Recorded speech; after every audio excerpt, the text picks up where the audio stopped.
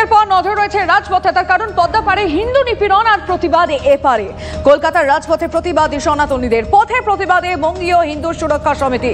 শিয়ালদা থেকে রানী রাসমণি রোড পর্যন্ত মিছিল, আর সেখানে পৌঁছে গিয়েছেন আমাদের দুজন রিপোর্টার। শোভা রয়েছেন সুশোভন। আমি আগে সুশোভনের কাছ থেকে ছবিটা জানতে চাইবো এই মুহূর্তে। সুশোভন,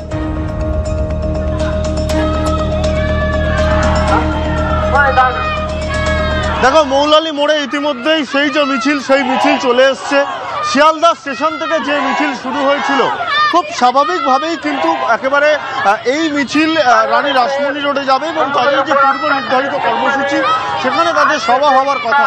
খুব যেটা গুরুত্বপূর্ণ যে এই মিছিলে কিন্তু প্রচুর যারা লোক তারা অংশগ্রহণ করেছেন। একটু জিজ্ঞাসা করবো আজকে আপনাদের একেবারে রানী রাসমণি রোডে গিয়ে মূলত কি বার্তা এবং আজকের এই মিছিল কি কারণ?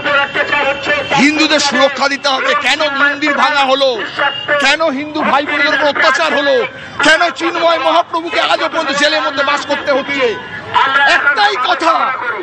বড় বড় হুঙ্কার দিয়েছিল 4 দিনের মধ্যে কলকাতা ঢুকবো, কোথায় গেল?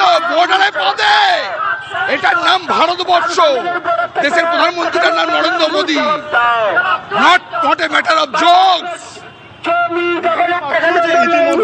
সুশোভন, বুঝতে পারছি কিন্তু যে মিছিল গিয়ে পৌঁছবে রানী রাসমণি রোডে, মিছিল পৌঁছানোর আগের ছবিটা কি সেটা সোমা সেখানে পৌঁছে গিয়েছে। সোমা দেখাবেন। সোমা, স্বাধীন হয়েছিল, বাংলা জিতে গেছিল, ভারতবর্ষ 1 কোটি মানুষ। একেবারে দেখো, হিন্দু সুরক্ষা সমিতির তরফ থেকে রানী রাসমণি রোডে যে একটি সমাবেশের আয়োজন করা হয়েছে, ইতিমধ্যে কিন্তু সেই সমাবেশ দেখতে পাচ্ছ একেবারে কিন্তু এখানে সাধু সন্ত থেকে শুরু করে সাধারণ মানুষ তারা কিন্তু এসে পৌঁছেছেন এবং বিশাল এক জনসভার আয়োজন করা হয়েছে। দেখতে পাচ্ছ ইতিমধ্যেই এখানে সাধু সন্তরা তারা কিন্তু এসেছেন এবং তারা কিন্তু একটা কথাই বলছেন, তারা কিন্তু বলছেন যেভাবে বাংলাদেশে হিন্দুদের ওপর অত্যাচার করা হচ্ছে এবং সাধু সন্তদের যেভাবে গ্রেপ্তার করা হয়েছে তাদেরকে অবিলম্বে মুক্তি দিতে হবে, সেই দাবিতেই কিন্তু আজকে রানী রাসমণি এই সভার আয়োজন করা হয়েছে। একদিকে যেমন দেখতে পাচ্ছ এখানে সাধু সন্তরা তারা এসেছেন এবং অপরদিকে আমি আমার ক্যামেরা পার্সন অমিতকে বলবো একটুখানি সভার ছবিটা দেখাতে।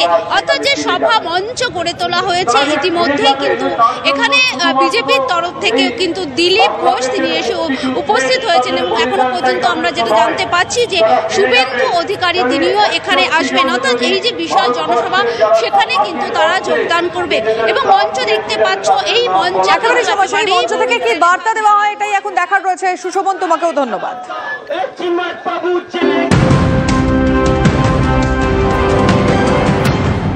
আর এই মুহূর্তে আরো একটা বড় খবর, এসএফআই এর আন্দোলন কলেজ চলো কর্মসূচিতে উত্তেজনা, কলেজের গেটে বিক্ষোভ, ধস্তাধস্তিতে উত্তপ্ত পরিস্থিতি, সাঁকরাইল থানার প্রচুর পুলিশ মোতায়েন রয়েছে। ছবিটা দেখছেন।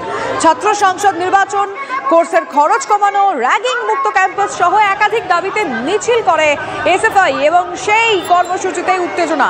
এসএফআই এর আন্দোলন কলেজ চলো কর্মসূচিতে উত্তেজনার ছবি দেখতে পাচ্ছেন। কলেজের গেটে বিক্ষোভ, ধস্তাধস্তি।